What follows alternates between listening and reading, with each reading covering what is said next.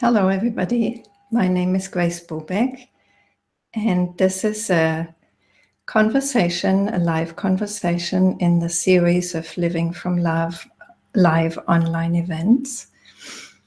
And today I have with me Amoda Maa Jivan. Oh, sorry, it's Amoda Maa now. I'm so sorry. Hi there. So, hi, welcome, Amoda. Thank you. Used to be. You used to have the Jivan in there. And welcome to all of you who are watching, either live or the video.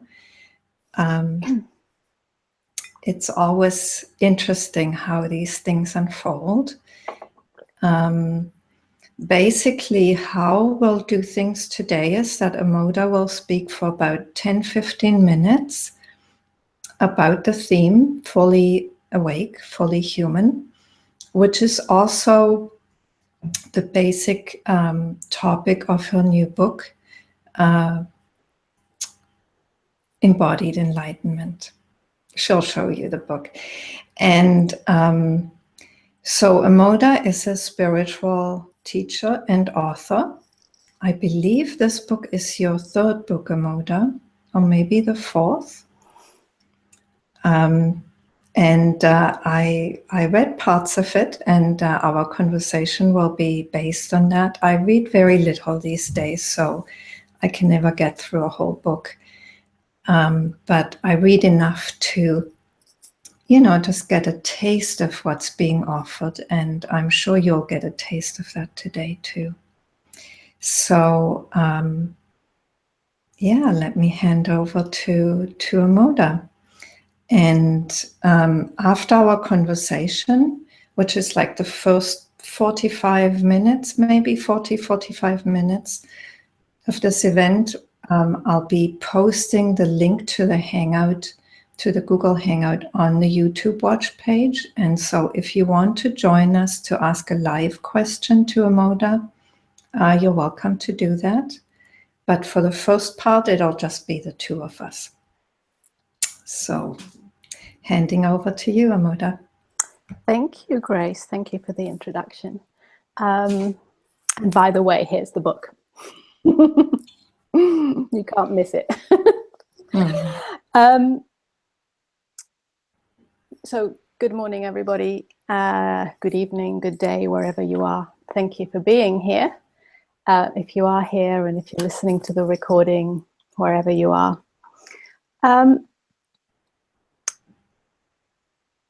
I want to talk a little bit about the myths of enlightenment.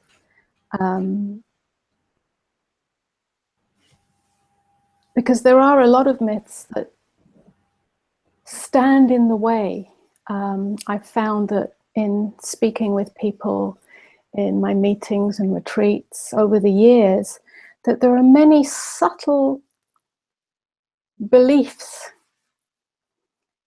very often just not seen, not noticed, not acknowledged, that stand in the way of the full embodiment of enlightenment, awakening, and I use those terms interchangeably. I know enlightenment has more of a elevation to it, perhaps more meaning in it for different people, more status perhaps, but I use that word in quite a down to earth way, and I want to unravel that because the embodiment of enlightenment is really about really living it as a human being.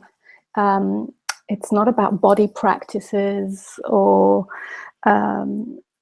opening, expanding the senses or any of that. It's not about a practice. It's about the full living of awakeness, of awake consciousness. Once it's been recognized, once it's been realized, how is it lived in our everyday lives? Because more and more people are awakening, more and more people are having awakening experiences. And then there's the whole human experience, which seems to get in the way of it or seems to dampen in some way the awake realization, and then there's confusion and disappointment and all sorts of like I say, hidden beliefs that get in the way. And I want to demythologize what is in some ways an extraordinary state, but also totally ordinary. And I'll unravel a little bit what I mean by that. And I know I haven't got a lot of time here, but maybe this will come up in the conversation. We can go a bit deeper, or in the questions that come up. So let me just run through some of the key observations that I've had that are quite important to at least acknowledge or notice along the process, either prior to an awakened experience or after an awakened experience, or during the process of awakening.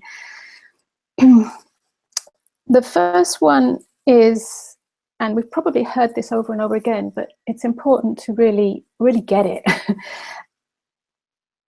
that awakening or enlightenment is some kind of state of perfection, that it's some kind of state of bliss, or no pain, or no hardship. And again, it sounds so basic,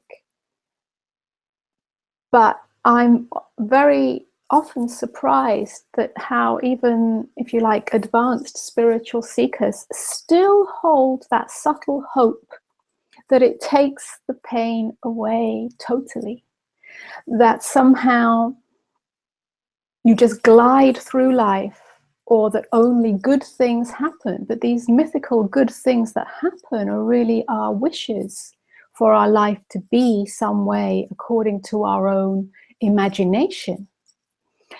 And so holding that belief, holding that hidden idea, which is really a hope for salvation, really stands in the way of the full light of awakeness coming into every aspect of our lives and becoming an ordinary, lived and breathed experience in every moment, which is the only place where it has any benefit to us or to the world.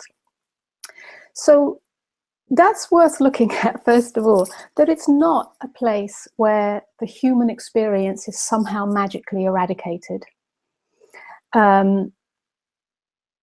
It's not that the vicissitudes of life, the ups and downs, the personal challenges we have according to the particular shape and flow of our own lives, which has a history and also has a movement into the future, the unfolding future, which is ever unfolding in the now, but it's still unfolding. As long as we live and breathe between birth and death, there is a movement in that. It's not that all that gets eradicated. There are events and circumstances and energies that we really have no control of, whether they're world events, global events, family events, social events, or personal events, or inner events. And so it doesn't eradicate all that. What it does do is allow us to meet everything without denial. It allows us to meet everything without a judgment, without the heavy judgment of this shouldn't be happening. So everything is allowed. Everything is allowed, which means that we meet everything as openness. And that has a powerfully transformative effect on our lives. It means that there is hardship and there is pain and there are ups and downs. The waves do still come in, and sometimes those waves are stormy, and sometimes those waves are like little ripples, shimmering ripples on the surface. So that continues, but it doesn't overwhelm us. It doesn't become a story of it shouldn't be happening. It doesn't become a fight against it. It doesn't become a withdrawal from it. And all of that makes a big difference. Yeah? In that sense, we are free of the vicissitudes of life, and yet we fully meet them and embrace them and open to that. Now, I could go on, but let me move on a little bit, because each of these myths interweaves with the other one. The other myth is that there is no self, that there is no more me, there is no more I, therefore I am selfless. And then that has ramifications as to what selfless means. It means that we somehow float around life without any sense of identity, without any self-referencing, without any perception, if you like, of a me, of an I operating in this world. And quite honestly, that's absolute, that's not what happens. Yes, the identification with the self as a personality, the self as the personality that's created out of conditioning, out of history, out of our biography, that unravels itself. And in that sense, we become selfless. But there's still a sense of I that operates. There has to be. The I is simply the I am, not the I am this or I am that, but simply that I am, the sense of beingness that operates in the world. Otherwise, we would not be able to operate on the relative level. Now, that means that the next myth, which is that as a selfless, enlightened being, you somehow exhibit only spiritual qualities, only compassion, only kindness, only generosity, and so on and so forth. That none of the perhaps dark feelings, emotions, qualities are felt or experienced or exhibited, as if you become a perfect person. And that stems from the belief that there's no self here. That is also a big myth. You don't become a perfect person. Your personality is not eradicated. You continue to operate as the unique expression of human being that you are. You don't develop qualities. It's just that as some of the layers, or all of the layers, and they're ever more subtle, of conditioned reactivity start to dissolve in the fire of awakeness, then the qualities of beingness tend to emanate more easily, more fluidly, more effortlessly. And those qualities are joy, they are kindness, they are equanimity. But we don't develop those as a cover-up to become a perfect human being. We may still experience irritability or anger or whatever's appropriate. All of these are felt, whether we react out of our conditioned habitual mechanism, or whether we pause because there is such an openness that the reactivity rises and falls, so that eventually it doesn't become something that takes over. That makes the difference. And within that, the poor me dissolves. Yeah, it stops being about me, the world doing something to me, and the whole story and the whole identity of victimhood falls away. So from that place, we can respond to life, respond to others, respond to the world in a way that is infused with graciousness and grace, but there's no attempt to make that a perfect expression. Yeah. So again, all of it is allowed, all of it is included, and it finds its own flow. It finds its own expression. Another myth and I'm really running through these quite quickly. Another myth is that it's a destination. It's an arrival place, somewhere that we land and then nothing more happens. There's no more growth, there's no more personal evolution. Again, this links into the idea that we arrive either at a perfect place, a perfect life, or we arrive as a perfect person. Again, that's distinctly not true. There is evolution that happens as long as we're alive. We are human beings and we continue to grow and evolve.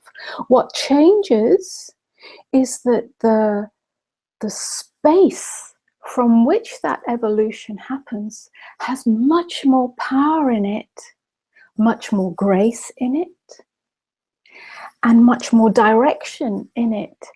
In other words, we start to be moved by an inner impulse of innate or divine intelligence, which can flow through us unimpeded. In that sense, personal will and divine will become one. And it's that which evolves us in ever expanding ways. So it's not about working on ourselves or fixing ourselves. In that sense, all of that comes to an end. Yeah, it's more that from the inside, from the deepest place, we are moved by God. We are moved by the divine. We are moved by awake consciousness. And in that sense, we start to grow and evolve in ways that we cannot imagine or attempt to, if you like, do by ourselves, although there is a self in it as well that has the sensation that I am growing, I am evolving, but it doesn't become another identity. Am I okay rushing through all this? Yeah, we good? Okay, so I'll keep... Well, I'd say, I don't know how much longer you want to take, but I'd say about 5 minutes. Is that okay? Okay. I've just got a few more that I'd like to bring in, because it all creates a picture of the density of beliefs that stand in the way and that are important to unravel as we go on this journey. Maybe I'll just jump to a couple of key points.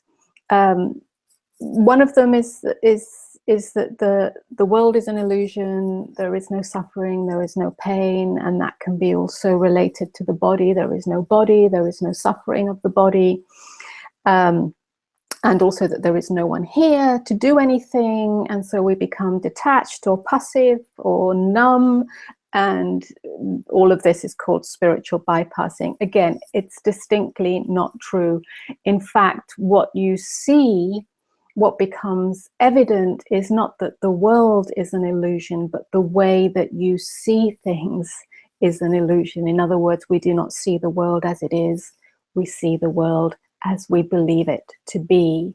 And so the veils of that conditioned seeing start to dissolve or clarify. And again, it's not that we become more detached or more passive. We actually become fully engaged with the flow of life, because you and life become one. There is no separation. So in that sense, it's selfless, because it's life moving through you and you are a servant of that. Let me move on a little bit, because the next point is important. That somehow awakening or enlightenment is a state that happens spontaneously or suddenly, somehow because you've earned your karmic brownie points. Whether that's because of having been on the spiritual path and done the spiritual practices or the reading or the teachers or whatever, and now somehow you deserve it. And so you're special, you're worthy. This is such a hidden belief. And all I will say about that is that It's not always sudden. Sometimes it's gradual. And what we experience as a sudden awakening, a sudden realization, or a state of, let's say, transcendent openness that can be experienced as intense joy, bliss, happiness, peace. Yes, it happens, but really what we're experiencing is the contrast from the unawake state to the awake state. It's that shift that gives us that sense of expansion, that sense of sudden opening, that sense of sudden realization, which brings with it unending joy or unending peace. And somehow that's felt to be special or extraordinary or elevated, and a belief that that's going to be perceived or felt that way forever, throughout your whole life.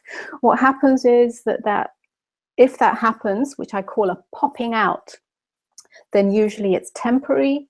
It then becomes more neutralized, and eventually becomes embodied and ordinary, or there's a sense of scrambling to hold on to it, and all sorts of problems come from that and confusions. But what I want to say from that is that it really is an ordinary state. Awake consciousness is our natural state, and the unawake state is the pathological state, is the abnormal state. And from the perspective of living fully awake and fully human, the asleep state, the unawake state, the unconscious state, let's call it, is the one that seemed to be abnormal, an aberration.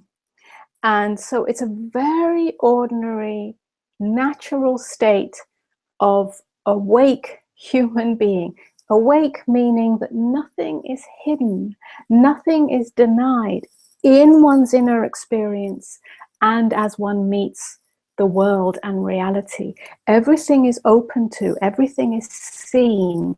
There's a permeability to the experience. There's a honesty and humility, and nothing is tucked away into the shadows. There's no more shadow in that sense. And perhaps I should stop right there and take a breath, because there's a lot in that. Yes, thanks, Amoda. That gives us a lot to start with. And you know what I really enjoy about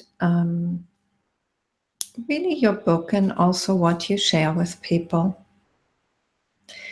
is that somehow there's there's a permission for things to unfold in a very human way. That somehow there's a tendency to want to operate in absolutes. Either I'm awake or I'm not awake. And if I'm awake, I have to be awake all the time, and it looks like this. And so talking about the myths and kind of demystifying what it means to be awake is very helpful, because I think there's a lot of suffering that gets created, or a lot of difficulty that gets created by those ideas that people have about what it means to be awake. Like say if I get angry, that means I haven't really got it, because if I did, then I wouldn't get angry anymore. Stuff like this, that the mind can come in and play such subtle games, bringing in all kinds of concepts about what it means to be awake. And so, I find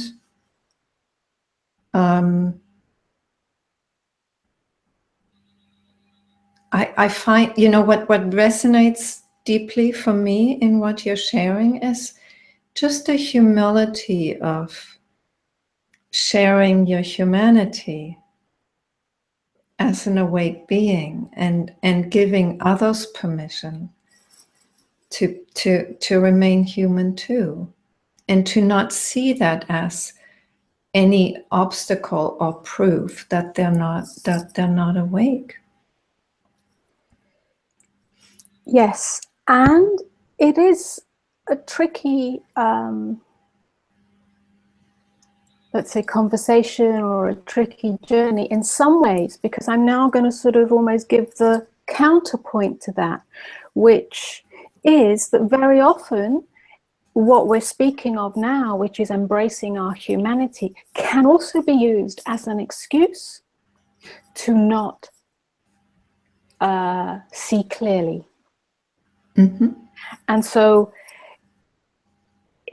an excuse to give in to ego's reactivity, an excuse to fall back into unconsciousness and allow the weight of conditioning to be the momentum of one's life. And then there are glimpses of awakening, and somehow that's enough, that we can go back and forth. So although that does happen and that needs to be allowed, it's also not an excuse.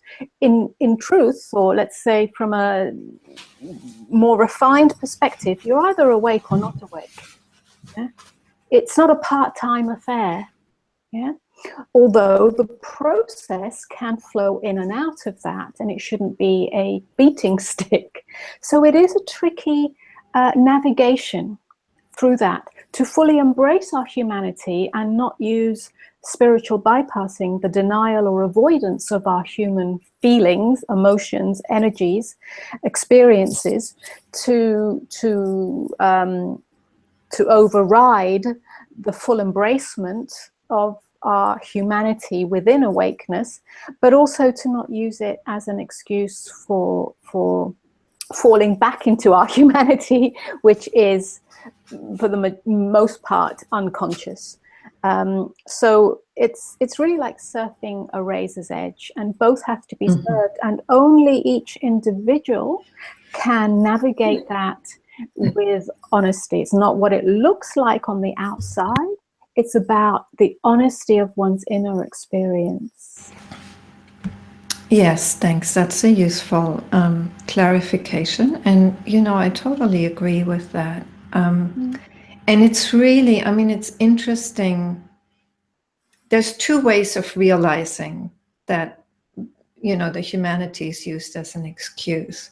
One is the feedback we get from others, because they see that very clearly, and they will feed that back to us. And the other one is that, my sense is that the ability to see clearly for oneself increases constantly, and it's like it becomes harder and harder to fool oneself. Yes. And also, and actually that was something that I was wanting to ask you, so in a way, it's true that suffering is no longer the same, because there's no story of the me, the poor me, the one to whom things happen.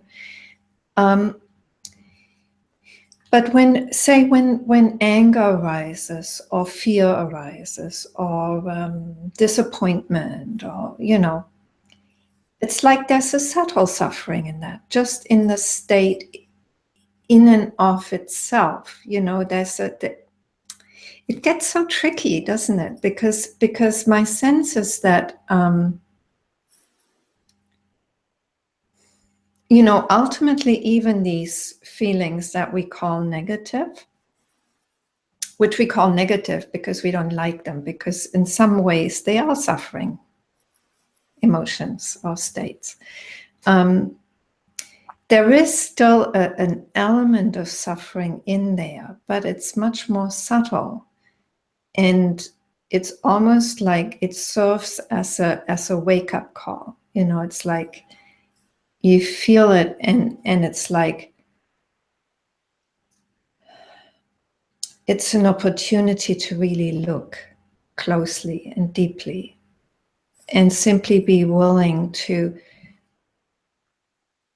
open to the whole, to whatever is there. Yes.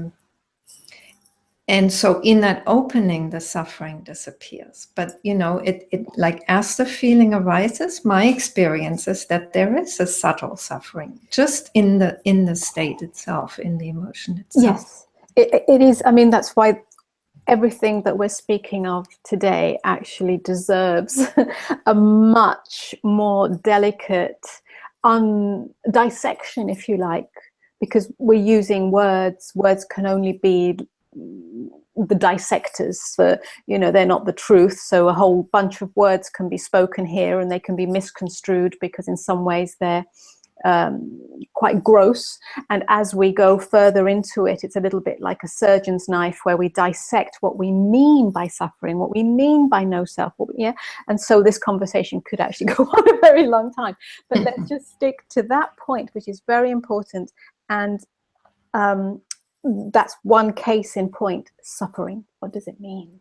Because on one level we could say that there is no more suffering. The capacity to open to what is, even the darkest energy experience, to open to it totally in the widest, deepest acceptance means there's no suffering in that.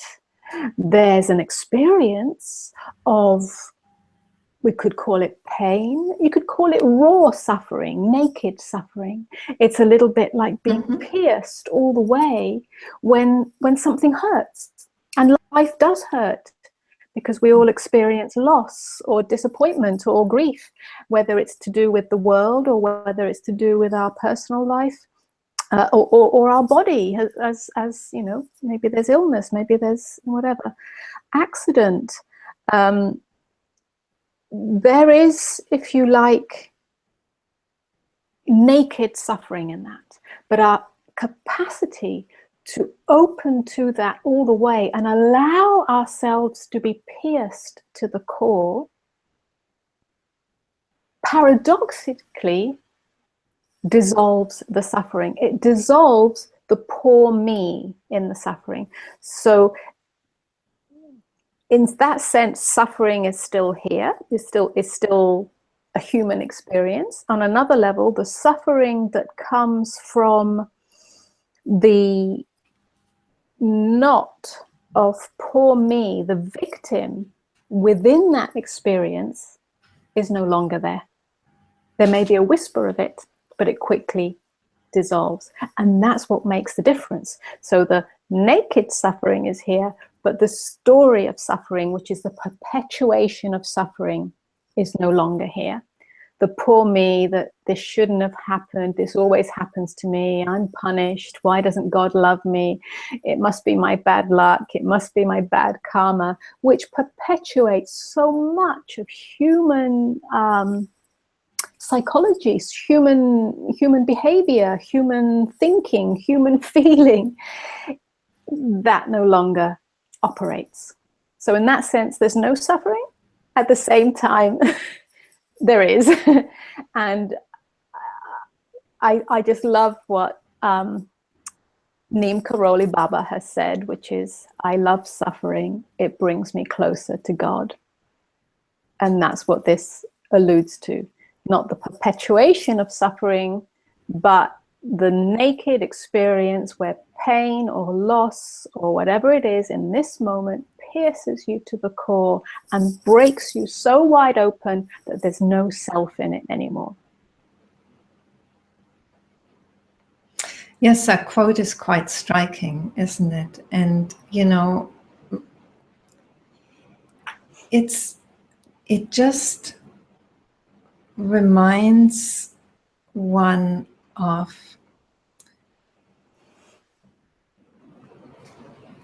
shall I say this? There's always a possibility of arrogance, isn't there? And when there's simply a very simple surrender to the experience in the moment, especially when it is pain, when it is difficult. There's a humility in that, you know. It kind of takes us out of that arrogance, and that's very useful. I mean, that's like, you know, it's like almost always a gift somehow. Yes, it's surrender. That's the key. Surrender brings us to our knees, if you like, in the face of the totality, God. But that isn't bringing us to our knees as a victim. It's bringing us to our knees so that the ego is sacrificed on the altar of that being the suchness of this experience. So in that sense, there's no denial, there's no suppression, there's no repression, and also no reactivity in that. It's pure. It's a pure experience of pain. And that is a completely different dimension of being from the habitual response or reaction to what we might think of as bad things happening, or things that we don't want, or things that we don't like, or things that get in the way of our peace, and so on and so forth. So it's about opening wider than the suffering.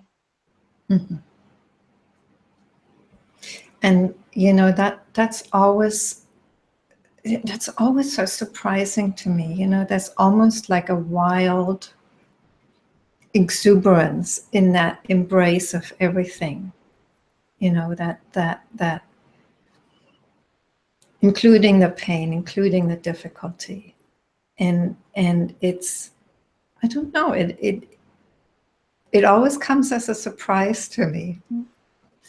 And somehow, and I don't know, because there's still a lot of life to be lived from my perspective, so I can't predict. But it seems to me that in that capacity, or in that willingness to be so wide open, that even suffering is fully met, that somehow some of the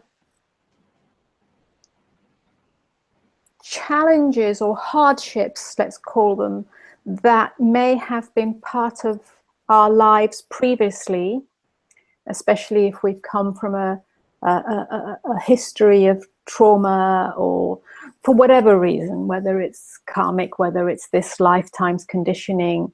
I know that I've had a lot of hard knocks in my life, and a lot of shocks, and a lot of losses, and a lot of hardships and struggles in my earlier years, and in my later years too.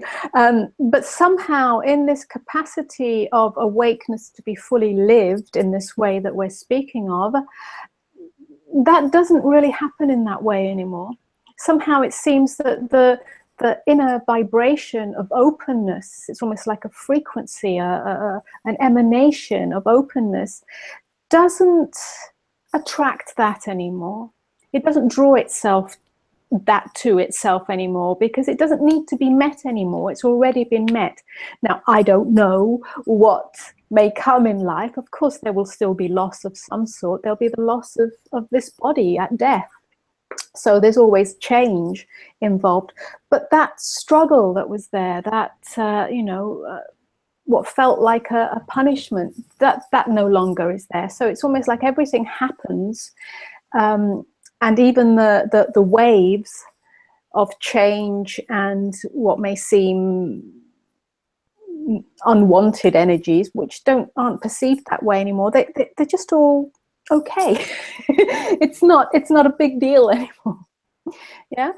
And maybe it is if something else happens, who knows. But I don't know, somehow the inner and the outer come into an alignment, so there is a sense of grace and flow in that wasn't there before. At the same time, we can't. And in that sense, in that sense, really suffering ceases, because, and there's more of a sense of peace, I mean, certainly in my life, that's, I've noticed that, there's such a, there's such a sense of peace that's kind of a bottom line. That, it's not always actual, but it's like it's there, and it's no longer a sense of struggling and conflict and difficulty that was there before. So there's a clear change, but I can't say that there aren't experiences that are still suffering in that more subtle sense, like there's a reactivity in the moment, that always calls for, looking more closely what's actually happening here. Yes, it's a continual unfoldment and a continual refinement and a continual deepening. I don't know if there's a final state that there isn't. Yeah, and yeah, as we said, what's important is one's inner discernment and inner honesty to expose that to oneself, where that reactivity may still be playing itself out, and so on and so forth. And that's the journey. That's the human journey along the way. So maybe that's a good moment to open things up for people to join. What do you think, Amoda? Yes, it would be lovely for people to join us in the conversation. Okay, good. So I'm just going to post the link on the YouTube comment thread.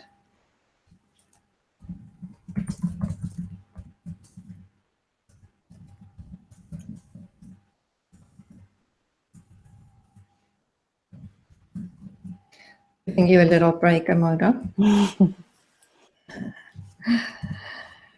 Okay, I just posted the link. And I just want to take a moment also to say hi to people. There's Karen from Sedona in Arizona, Celeste Gabrielle from Ojai, California, Eva from Sweden, and Daniel from Sweden, Darcy from Vancouver Island, BC, Dan from Seattle, Washington, Tomas from Sebastopol. Hi, Tomas. Katinka from Sweden, Mordus from Sweden. Yeah, you have a real following in Sweden. Yes, I have some friends in Sweden. Yeah. Helga. Hi, Helga from Edmonton, Alberta. Barbara from Sweden. Jerome. Hi, Jerome from France. Angela from Galliano Island in BC, Canada. So Tomas has a question. Amoda said it's possible to get beyond or past the shadow. I found it very difficult to get beyond the shadow. It's left resistant imprints. How can I get beyond the shadow?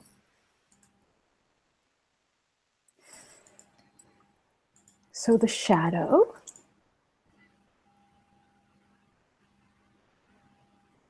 is that which we don't want to see. Is that which we're unwilling to expose. Somehow the investigation needs to turn to that. Somehow the investigation needs to turn to really meeting, really touching the energies that are in that shadow. Somehow really, if you like, tasting that and seeing what drives it. Yeah? So I don't know, Tomas, this would be a conversation, this would be a dialogue where we'd start to unravel what is this shadow that's being referred to here. What are the sensations? What are the energies? What are the movements in it? What are the expressions of it? Because a shadow is something that pops up unexpectedly. Yeah, and then we're surprised by it, or horrified by it, or it plays havoc somehow in our lives or in our relationships. So we'd need to really bring that shadow, the shadow energies right here, and ask yourself, are you really willing to expose them? You may see them in the after effects, yeah? And then you go, oh, that's the shadow again, that's my dark side playing itself out again. But that's the after effect. I would invite you to come closer to what's inside that and what's inside that. And that's a delicate process, that really a dialogue of some kind to dissect that and invite it would be really the space for it to hold that. Amoda, maybe I'll just interrupt shortly. Maybe Tomas, you could come on if you feel able to. You could actually really have that dialogue with Amoda right now. And if people need help to come on to the Hangout, let me know on the YouTube comment thread. I'm monitoring that, so I can always try and see what I can do for you to enable you to join. And I really would like to encourage people to join. You know, when you come into this into a question fully, you know, by coming onto the Hangout, it gets more, you know, it comes more alive for you, and it also comes more alive for everybody else. So, and if you don't like to appear by video, you can always just come on just with your sound on. So that's also possible. If I may, I mean, Tomas. Oh, Tomas just joined us. Oh, okay. Hello, Tomas. Can you hear us? Maybe he'll just take a little more time to be there fully. So, Amoda, go ahead. Can you say what you were saying? What I wanted to say about that is, what drives a shadow energy is the seeking mechanism, the habitual, conditioned, unconscious seeking mechanism. And it's that which needs to be exposed within that shadow energy, within that shadow experience. And when I say seeking mechanism, it's to examine and be very honest with yourself. What is it that I'm trying to get? Yeah. Because there's something that is driving that shadow energy, and by driving it, it wants to stay hidden, because if it's exposed, then the possibility to see that it's a futile attempt to get something that you already are will dispel it, and it sort of keeps itself alive that way. So, hi, Tomas. Tomas, can you say something? So to see whether we can hear you. There's no sound. We can't hear you yet.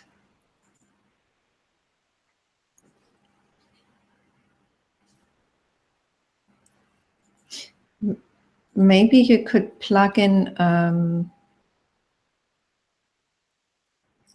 headset. That might make it possible for you.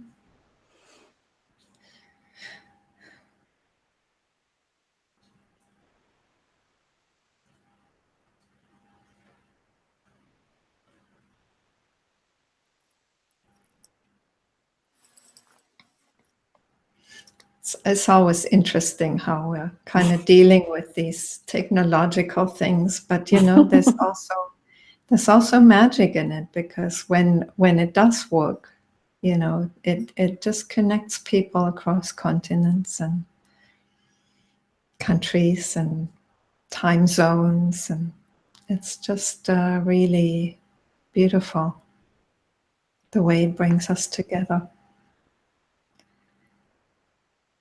So Tomas, keep trying, and so far we can't hear you, but we'll just Shadow is continue. sabotaging.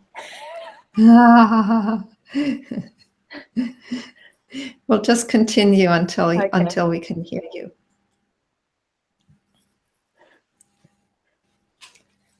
Amoda, did you want to say something else maybe about the shadow until Tomas comes on? I think I've touched on the major point that, you know, it's something that does not, a mechanism that does not want to be exposed. Yeah, and in exposing it, the possibility to see the futility of it. Yeah. Mm. You know, and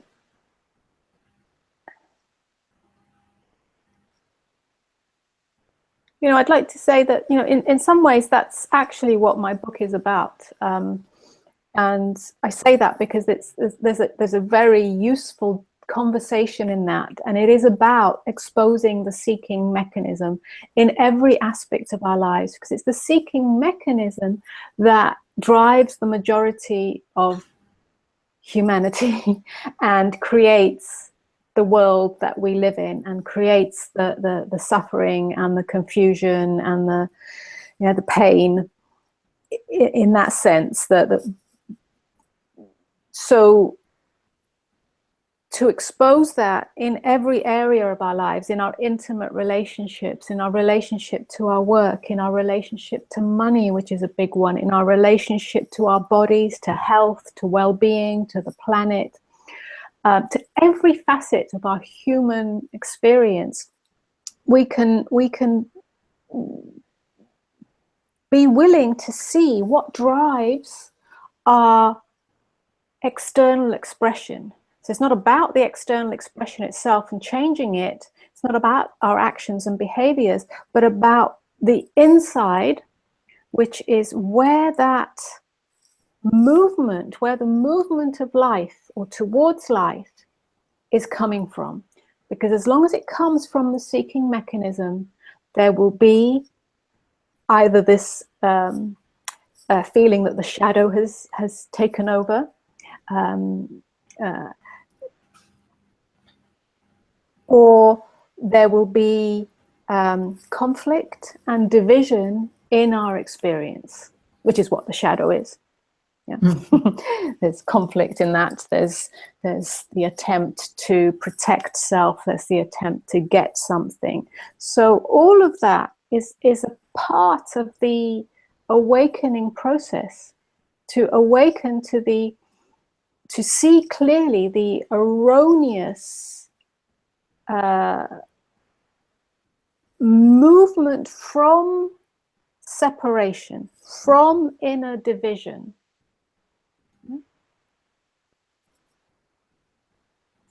And when that's seen, there's no longer a shadow, because nothing is unseen.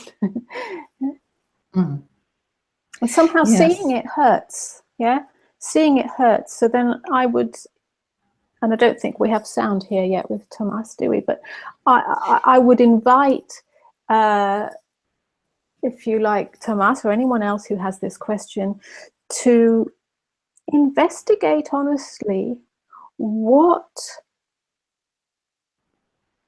hurts in that, because usually it's an attempt to get love. Yeah, it's an attempt to get love. So anyway, I'll wait for somebody to speak. Let me just suggest to Tomas that you you go out of the hangout by hanging up. You see the toolbar, and you click on the red receiver. You leave the hangout and you come back on, because whatever audio equipment you plugged in may not be recognized yet by the audio equipment, by the Google Hangout. So he's just left us, and hopefully he'll come back on.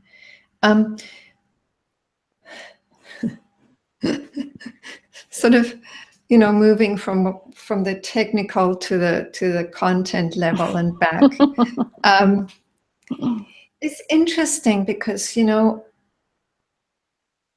I can't remember whether you say that in your book or whether that's just a sense I have myself.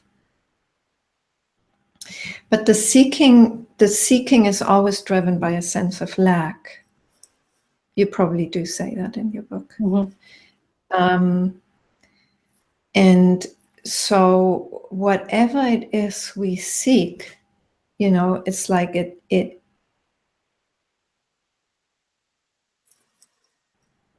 when we get a sense of what it is we're lacking, and like you say, ultimately it's always a lack of love, of connection, of it could be just an aliveness, could just be a sense of fulfillment, but it's all ultimately the same, isn't it? Yes. So that's what it's useful to experience fully. That's right. Ultimately, it's I am not enough. I am not, and we can add a whole load of descriptions to that. I am not good enough. I am not lovable enough. I am not rich enough. I am not abundant enough. I am not whatever, perfect enough. But it's always about I am not enough. So that's what I mean by separation. That somehow I, me, and me alone is excluded from the totality of life, from God as the totality. Yeah? Somehow I am not enough. Therefore, I am outside of it all, abandoned, alone, unworthy. And that stems from a core belief, unconscious, that I am separate. And that's what's driven religion. And religion drives, or religious conditioning, even if we may not believe ourselves to be religious or don't follow that path, it has infiltrated humanity's consciousness that we are waiting for salvation in order to enter the kingdom of heaven. And use whatever words you like to replace that. But ultimately, it's that core belief in order to enter the kingdom of heaven. Okay, and so Dan, I'm going to mute you because you need to turn off your YouTube watch page or your television screen. There's a feedback loop there. But we can hear him. Yeah. Can you hear me? Yes, we can hear you now. Okay, great. So, Amoda, are you happy to go ahead with Tomas? Feedback loop there. Yes. But we can hear him. Can we? Can you hear me? Yes, we can hear you now. No, that's not Tomas, is it? That's Dan. No, that's Amoda. Go ahead, Tomas. All right. The shadow is in the area of sexuality and relationship. Yes. And growing up in a really cold family, I had sex as a young, probably 10 or 11 years old, and not complete sex, but with my sister, and it was the first sort of warmth I felt. So it left this really strong impression on me. And I spent many years as a sex addict because it was like so divine to human touch and affection, and there's obviously shadow attached to it. And I a lot of my life has been a search, an unsuccessful search for the perfect relationship. So reading your book about relationship and the analogy of the search for enlightenment being very this similar to the search for relationship or soulmate really rang true for me. So I've had a really difficult time getting past that imprint of early sex, and as much as I've tried and done workshops and read books.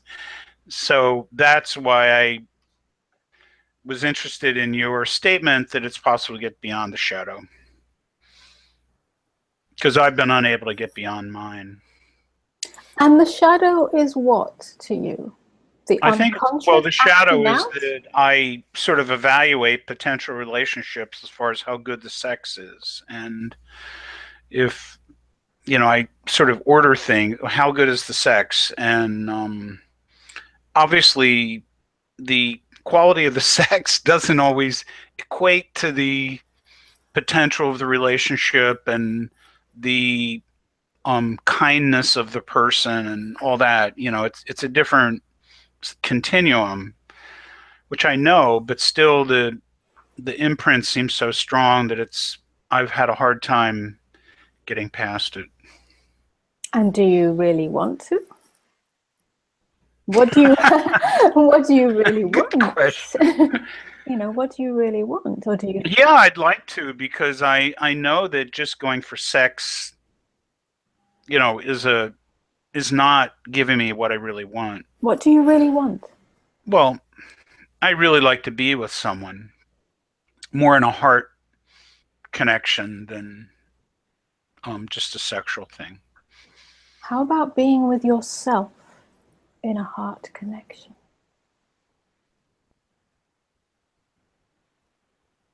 Yeah, well, I have found that the degree that I let go of sort of searching for someone and just be myself and meet people as they are without fantasies and expectations is a positive way to create relationships. The journey of, if you like, dissolving this shadow is an inner one. Yeah. To see clearly where you avoid being with yourself. Whatever that means, yeah, I don't know what that will look like on the outside, but somehow there is an avoidance of fully being with yourself, in yourself, primary to any relationship or seeking of a relationship.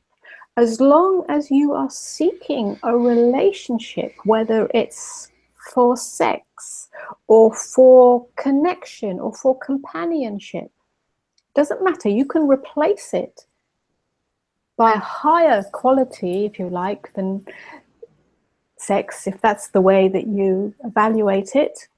It will still be seeking something outside of yourself to give you something that you are avoiding in you. That's where I would point you to. What is it that's being avoided? Because the shadow is not the playing out of seeking sex. The shadow is what is being avoided in you. That's what shadow means, something that you don't see, something that you avoid because it hurts. And I would suggest that the inquiry, the seeking goes in even deeper. I would suggest, and I don't want to suggest too much, that there's some unlovability in that. Now, if you can touch that and be with that,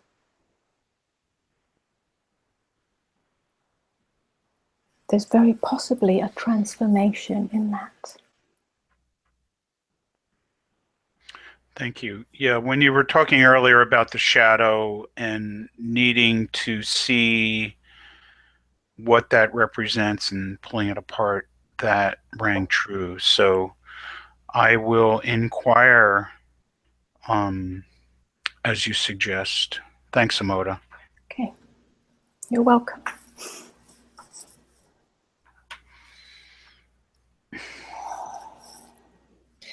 Thomas, why don't you do that inquiry right now with Amoda? You don't have a question? Another question? Now it's your opportunity.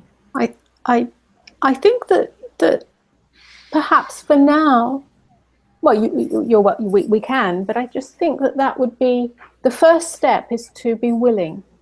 Yeah, the first step is to be willing, and my sense is that it's an ongoing turning within. That every time the question comes up in you, why am I still seeking sex, or why don't I look for, or can I look for a more heart-based connection?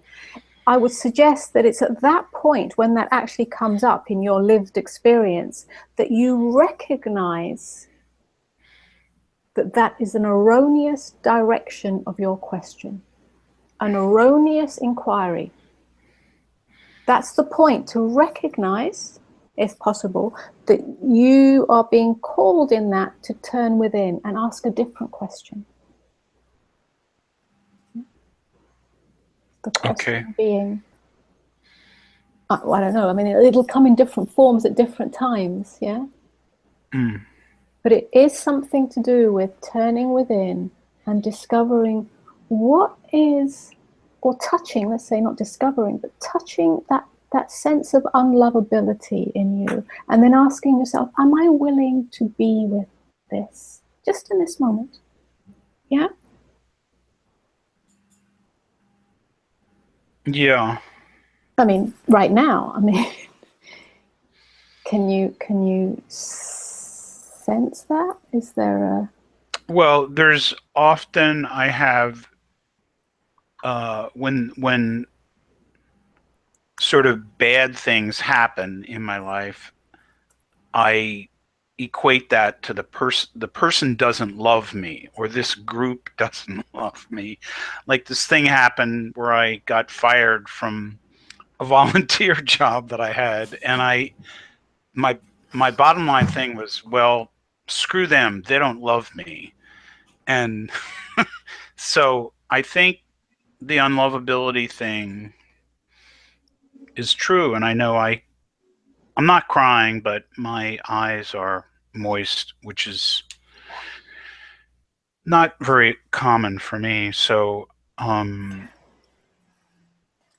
yeah, I hear you about making choices in terms of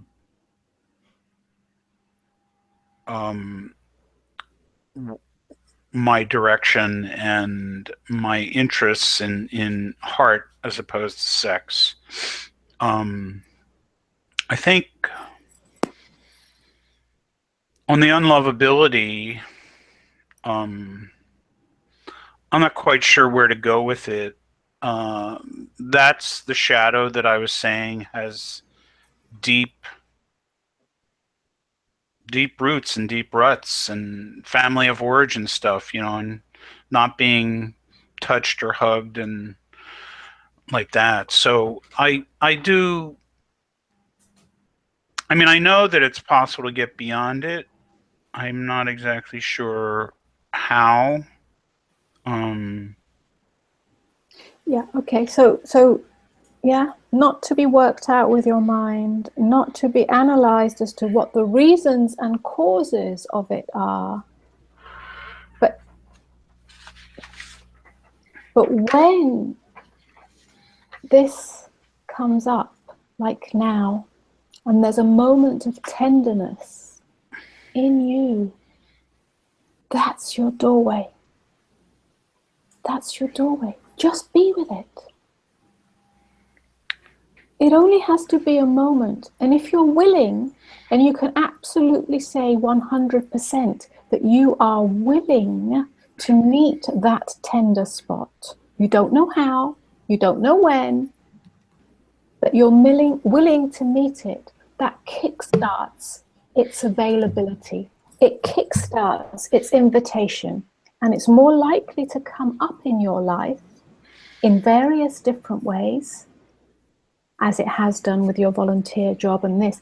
But in that, when it comes up, rather than your primary defense, which is,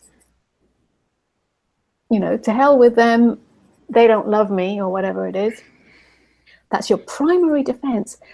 Rather than that coming to the fore, a little whisper of tenderness might come. And if you are willing, and nobody can do this for you, if you are willing in that moment to recognize that tenderness and to just touch it, then the doorway opens to transformation. And it may be that you and I, or you and somebody else, needs to have this dialogue again in different ways. When it comes up in this way, when it comes up in that way. Or it may be that you have that dialogue yourself. But very often it's harder because, well, habitual ways come up to the fore and then we don't see it until it's too late. Yeah. But I'm going to invite you, because only you can be willing to touch that tenderness. If you are, life will offer it to you. Whether it's through the mirror of me, through the mirror of somebody else, or through the mirror of your inner beingness. Yeah. Yeah. Well, the doorway, the doorway you're speaking of, that intimate feeling like they don't love me, and that is a doorway into, what came up for me, that's a doorway into just in that moment loving myself. Yeah. And then your relationships will take care of themselves in time. Just let me say this as an example. I used to have a core belief of being abandoned, which is the same kind of thing. Yeah? Everything stems from that I was abandoned. I was abandoned by love. I was abandoned by life. I was abandoned by my relationship. I was abandoned by my parents. I was abandoned by everything that I could see and experience was a reason to feel abandoned. Yeah, it took me into my story of abandonment in childhood. It took me into my story of abandonment, or my experience of abandonment in my relationship, and so on and so on. As I met all that and touched that abandonment, which initially had a story of poor me in it, a victim of that. Finally, over time, I was able to meet abandonment without a story. I experienced an existential abandonment that wasn't caused by my partner leaving me, wasn't caused by my father walking out on me, wasn't caused about my mother not being there when I needed her, wasn't caused about not having the success in the world and the acclaim in the world that I so desired at the time, and so on and so forth. It was causeless abandonment. And in that, in fully meeting it, in fully giving myself to it, in fully allowing it to pierce me open in its horror, rather than covering up with all sorts of stories and excuses and searchings for this, that, and the other, my life transformed 100%. There is no more story of that. There is no more experience of that, come what may. It takes time. And initially it was met through the actual relationships I was having. Eventually, when I saw that the relationships were not the cause of that, then it was met on a purer level. But there has to be a willingness and a seeing that nothing causes it. So every time you see that your relationship is causing your sense of being unloved, that your volunteer group is creating a sense of you being unloved, that's your call. That's your wake-up call. That's the opportunity for you to say, okay, well, that's a strong belief, but I know somewhere, I recognize, or I'm willing to see that that unlovability is in me, and I'm willing to meet it. And there is tenderness in that, without trying to work out why it's there. Because your parents didn't touch you because of it. Never mind all that. Yeah. Got it. Thank you. Okay. You're welcome.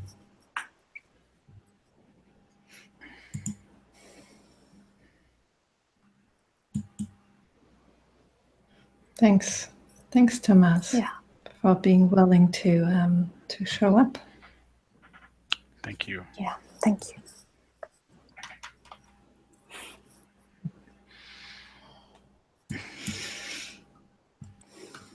So I'm just going back to the YouTube comment thread to see whether there's any more questions. Doesn't look like it right now.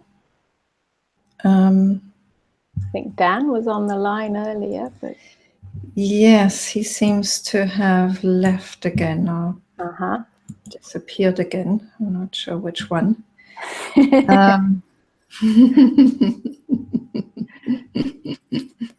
Yeah, so let's see. Is there anything that you would want to add, Amoda?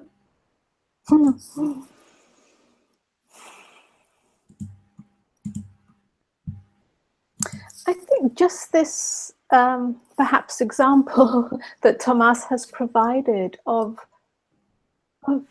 being willing to expose the self to the self, yeah, being willing to be radically honest with the self, you know, with oneself, is primary. And it's, again, it sounds so obvious, but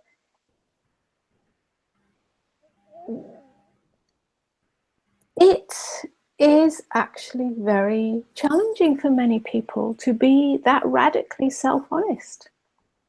We like to tuck away, even from our own seeing. And I don't mean about the facts of our lives, but about our relationship to those facts, how we relate to it, you know. And that's such a primary you know, it's a primary importance for that. So I'm always inviting people to really be willing to expose the self to the self, because those parts that we're not willing to expose are the places that hurt, the unlovability, the abandonment, and whatever.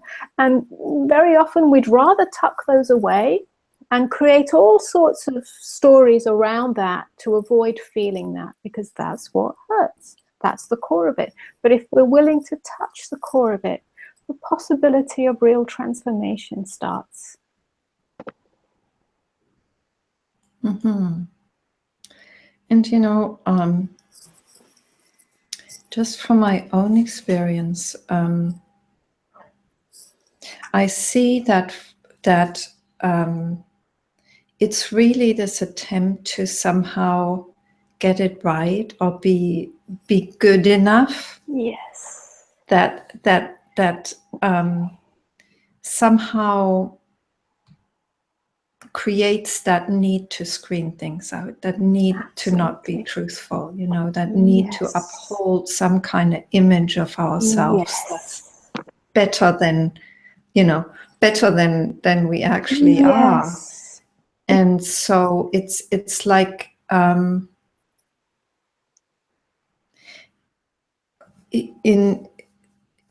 in how things have been for me, it's really that at some point I really lost that sense that anything was wrong with me, because, you know, this just showed up as it did.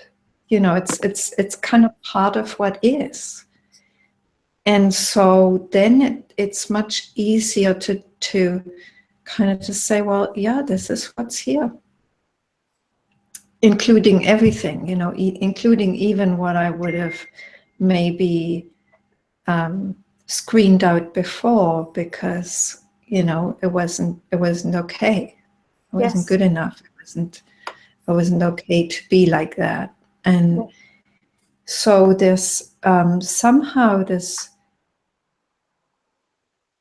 opening to what is includes opening to oneself as this self shows up, day to day, moment to moment. Yes, that's it. We carry with us, again, it's imprinted somehow through our cultural conditioning, this idea that we should be perfect, we should be, to be good enough. That's how we're going to enter the kingdom of heaven. And whether that kingdom of heaven is our parents' love, the love from our parents, or the love from our partner, husband, wife, whatever, or the love from God, or some idea of a higher power. And we do anything to uphold that image to ourselves. So yes, therefore we deny that those areas that make us feel unloved, that where there is unlovability, where there is brokenness, where there is imperfection, and to open to that, to expose that to the self, is the sense of shame. Yeah, it's very important that we have that capacity to meet that in ourselves, because in the end, it's actually taken impersonally. Who you are as a mind-body vehicle is really impersonal. In that sense, that's what living selflessly means, is that it stops being such a heavy identity. It's actually not who you are, although it is part of your human expression, but there's a permeability in that, there's a transparency in that, and so it's not taken as it doesn't have as much import. I mean, my story and my history has all sorts of problems and darkness and brokenness and fracturedness in it, as you'll see in the book, because I tell part of my story in that, and that used to be a heavy burden for me. A lot of shame and so on and so forth. And now that it's not that it's denied, it's just the attention. The self is not rested in that. It's a dream. It's a horrible dream and a beautiful dream, and none of it matters. And somehow its grip falls away. Do we become more perfect? I don't know, but we become more light. We become more graceful. We become more humble, and we become more aligned to life's intelligence that moves us, rather than our personal will that tries to make it happen in the way that we think it should happen. Mm-hmm. That's great. And Dan has come back onto the Hangout. So I'm wondering, Dan, would you like to ask a question to Amoda? Can you guys hear me okay? Yes, we can hear you. Hi there. Hi. So I've recently experienced aloneness in a very deep, stark way, very stark. And I did my best just to remain present with it, as difficult as it was. There was, it was fearful, and, well, I don't know, there was a range, it created a range of emotions, so it was difficult to be with. And a couple of things. One is, what is this about? And two, is there something more I could do to meet this if it comes up again? It seems significant. So there's a little bit of cutting out there. Your question was, is there anything you can do to meet this when it comes up again? Yes, that was the second one. The first one is, what is this about? That seems to be a pointer. Is this a true pointer, or? Yes, it's a pointer, Dan. Yes.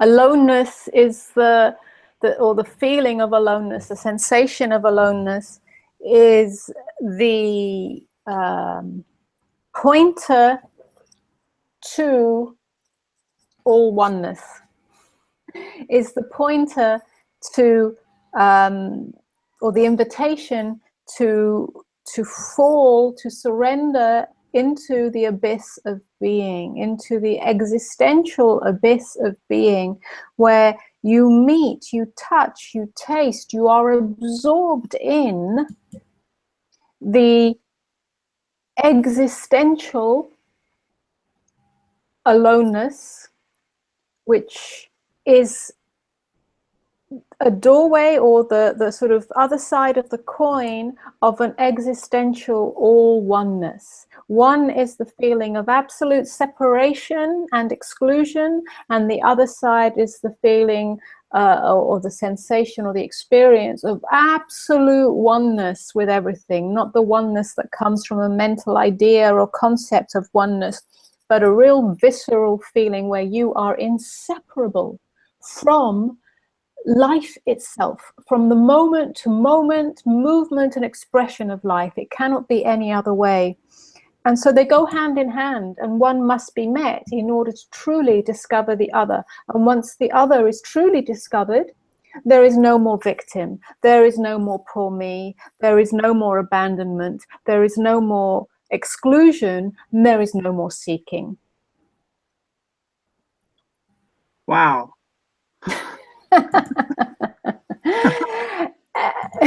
Yeah. Okay. So I can see all that, and I'm hoping that if it comes along again, I can have the courage to fully remain with it and go towards it.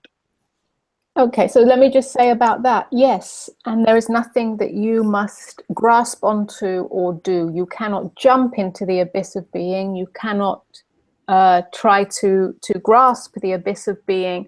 You must not even seek the all oneness, because now that we've spoken about it, that has set up an idea of getting somewhere. You must surrender and let go into the existential aloneness without an agenda of finding anything in that or coming out the other side in that, if possible. It's that pure surrender to that. It's the pure surrender to being absolutely annihilated in the existential void so that you do not exist anymore. That allows the possibility of the transformation. So it's subtle, and it may need to be revisited, or rather it will revisit you because you're willing. And I know that you're willing. Yeah, I know that you're willing because we've met. So yeah, so I know the tenacity of your willingness, and with that, like I say, not holding too tight to any expectation of how it might be. So it will visit you. It will visit you, and then the surrender will come inevitably with time. Gotcha. Okay. Well, thank you very much. You're welcome, Dan. Thank you, Dan, for joining us and asking your question. I just want to say I had to ban somebody on the YouTube comment thread. I don't like doing that, but I felt his comments were really inappropriate. So, you know, sometimes the shadow shows up in a way that just doesn't feel appropriate. So that's the action I took. Good. I'm curious as to what those comments were, but perhaps you can tell me later. Yes, yeah. Well, they were really just not at the level at which we were speaking. You know, sometimes it's a difficulty with spiritual non-dual teachings. You know, they can be at such a refined level that when they're heard by somebody who's really coming at it from a very different point of view, they can get very distorted. And, you know, somehow in the moment I just felt it was inappropriate. So, but it does seem a very radical thing to do. Right or wrong? Yeah. Yeah. It's not about conflict, and it's not about having a battle or argument of concepts. So if you feel that somebody's coming with a heavy conceptual point of view, then there really is no juice or fruit or benefit to having an exploration. It's best to say thank you, but this is not, the place for it. Absolutely, because words are always tricky. As I always say, words are lies. They are not the truth. They are pointers. What needs to be felt here is the vibration, the frequency from which this is spoken, and that happens when somebody is open to that. Perhaps there's a level of trust. I mean, perhaps we've met before and there's been an exploration. I had somebody walk out many years ago. It doesn't really happen anymore. But when I first started teaching, somebody walked out of my retreat because I spoke a lot about suffering being the doorway, in the way that we've spoken, Grace, today, a doorway to an unbounded openness. And he was very much in the viewpoint of there is no suffering once you've had a non-dual awakening. And it was my early days of teaching, so I didn't have the dexterity to invite him into a more delicate dialogue, and he walked out. Well, that's his choice, and it was, that's okay. So, sometimes it can be at that level, and, I'm not interested in that argument. It's not about trying to prove who's right and who's wrong. It's a conversation that someone's willing to dissect or not. Mm-hmm. And there's another question that's showing up on the YouTube thread. Not sure I can read your name, Lee Dot. It seems that the ordinary never was ordinary. Could you speak to that? I'll need a little bit more than that. What does that mean?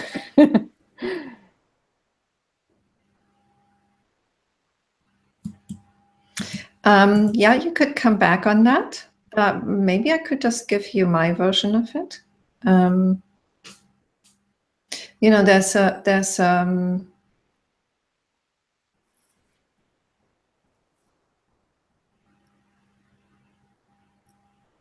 There's a dimension of seeing that opens up,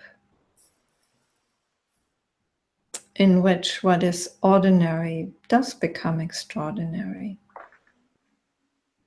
That's how I understand the question.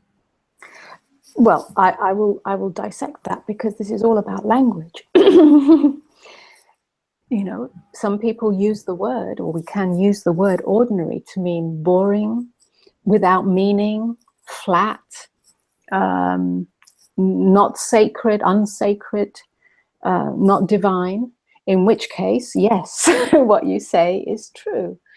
When we see from a deeper level, when we see through the eyes of wholeness, from beingness and not from division or egoic perception, then everything is sacred, everything is extraordinary, everything is imbued with life force, nothing is separate from anything else. This plant here, this pot that the plant is sitting in, is just as sacred and divine as a living form, as the birds in the trees, as the sky, and so on and so forth. And we can really feel that and appreciate that. So everything comes alive in that. So from that perspective, yes, that statement is true. Then from another statement, can you repeat the statement to me? The statement was, it seems the ordinary never was ordinary. And he or she has actually come back to say we were always looking at the infinite. Yes. So that's what I'm alluding to. And then there's the other side, which is the way that I use the word ordinary, in that when we really see clearly without the overlay of meaning that humans love to to see through that veil, which has its usefulness, yes, to find meaning in things and patterns and what happens in our lives and what we see and experience. But when we see clearly without the overlay of meaning, then there is only ordinariness. There is only suchness, the suchness of this. It means we don't bring our conditioned seeing to it. And that in itself is extraordinary. It's not extraordinary in the sense that everything becomes magical and meaningful and so on. It's just as it is. As it is. Nothing is higher or lower. Nothing has more or less meaning than anything else. And perhaps that just goes right back to that very beautiful statement that I'm not sure what his or her name was, just said, which is, we see from the infinite, or it was always infinite. We were always looking at the infinite. We were always looking at the infinite, looking from the infinite, yeah? And so, you know, both ways of seeing that statement end up in the same place. Yeah. Beautiful. Yes. And that's really, you know, that ultimately it's a mystery, you know. That's really what we keep trying to put words to, and always failing somehow, but yet we have to do it anyway. Seems to be, you know, silence in the end is the only real truth. Everything else is stumbling around trying to describe something that is unspeakable. It is the silence itself, and it's, you know, that silence relates to the aloneness that Danny was speaking of. You know, to fall in love with silence, not the kind of silence that means there's no noise or it's just quiet or it's peaceful in our lives, but the silence of beingness, which is an existential aloneness. But when it's fully fallen in love with, when it's fully when one fully is immersed in it, there's no more self in it, and there's no more sense of I am alone. It's unspeakable at that point. It's unspeakable because there's no self in it to speak of it. It becomes wordless and nameless, and you know. But it can be touched and known, yeah, when we're willing to move in that direction, to give ourselves to that. And then what is spoken, then what is expressed, moves or arises from that silence. Yeah? Even if it appears to be very busy, even if it appears to be very effervescent, it moves from that silence. That's beautifully said. And you know, for me, that's really the reason why I keep doing these online things, because somehow I take such pleasure in hearing the unspeakable spoken in different ways, and inviting people into it, inviting people's questions, you know, allowing people to participate in this sharing, in this beingness, in being together in this way. And that to me feels just very very precious and very sacred. And you know, I just like to thank you, Amoda, for sharing your words with us today, and your eloquence. And I have to say, your book is really you know, you're a real writer, and there's something in the writing that comes out, you know, a way of expressing things that's really quite beautiful. And so maybe you want to show the book again, Embodied Enlightenment. Let me bring it on. So I'll just say about what you just said, Grace, because I think it's an important point. There's something, so although words can't be the truth as such and can be open to misinterpretation and you know, all of this, there is something about the accuracy of writing, because it's crystallized on a page, that for me, and maybe for other writers, I don't know, every word needs to be like an arrow and needs to point clearly and efficiently, accurately towards that which is true, and that's both in the word, in the words that are put together, in the phrasing, in the tempo, in the way that the words dance on the page. Not so much as to what the meaning of the word is when we take it out of that context, but the way that it's put together, and like I say, the way that it dances on the page, because there's a rhythm and a flow. And so that to me seems to be part of the human experience, or at least my human experience, and the purpose of this life, or what moves in me. So yeah, I think there's something in that. So please do have a look, and there's a fantastic conversation in here that really dives into these conversations that we've had here about aloneness, about meeting that, about relationship especially, and about the sort of non-dual perspective, and what that means from a lived human experience, the marriage of the two, where they're inseparable. So yes, thank you for having me for this conversation, Grace. Yeah. Well, yeah, thank you for bringing that gift to us. And, you know, my sense is really that really is the cutting edge of these conversations, these sharings, is how is this lived? You know, what's the lived experience of awakeness? What and that's never. It's like we can try to put that into words, you know, and ultimately it's almost as if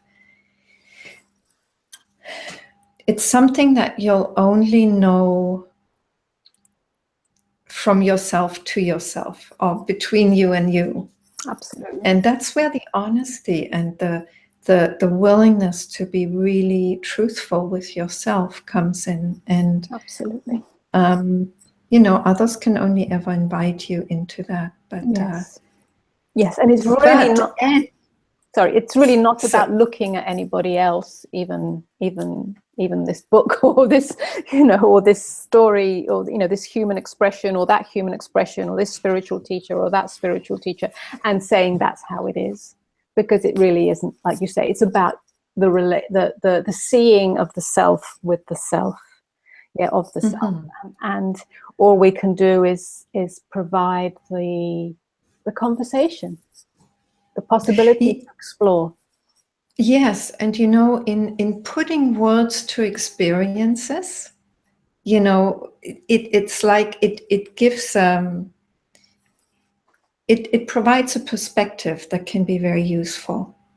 And that's what you do in your book, you know, when you speak about relationship, when you speak about work, you know, the kind of more day-to-day experiences of people, and how to navigate those in an awake way. That's very, you know, that's very helpful, I find. And so even just putting words to those experiences can be helpful. And then, you know, in reading, people can